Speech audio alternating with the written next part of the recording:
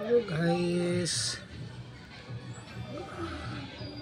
mag-init tayo ng tubig. Good morning, good morning. Mayroon kong pusa to guys, oh.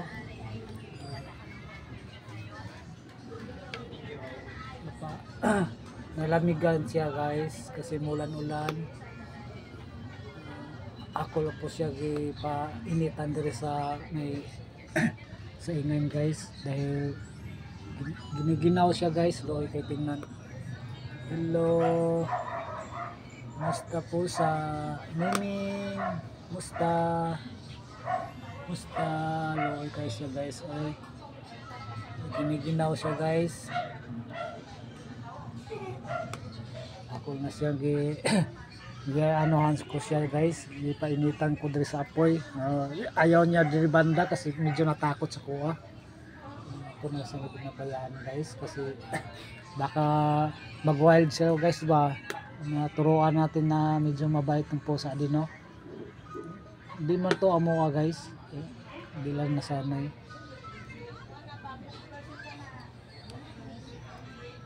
So guys, naginit tayo tubig. Nandito po ako sa maya maya guys, pupunta ako sa mga bawat barangay, no?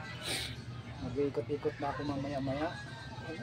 Inano ko lang yung panahon guys na bigla lang umuulan, na bumabagsak ng ulan.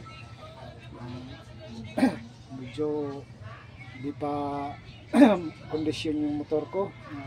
Kanina maaga ako, wala pa alas 6, no? Pumunta ako sa aking kasama kung na dugay ako nakapanda ng motor kasi nalamigan.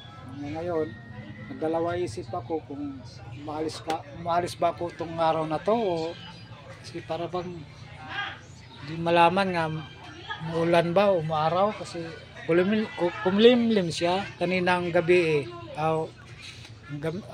kagabi saka yung madaling araw nagulan-ulan siya tuloy-tuloy.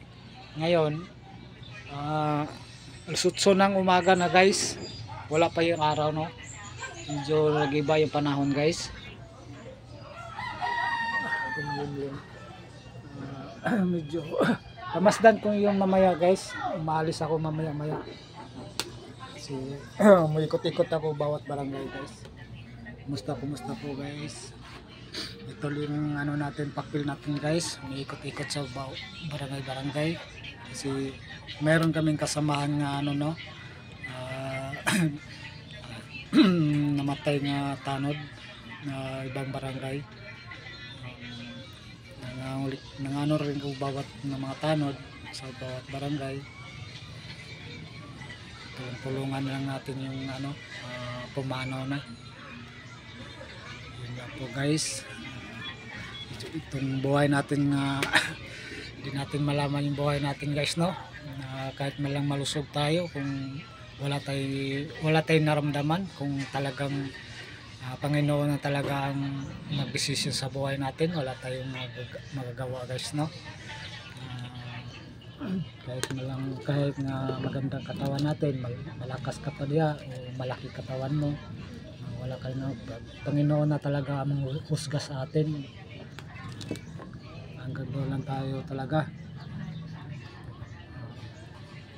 Thank you for watching guys. Hanggang dito na lang po ako.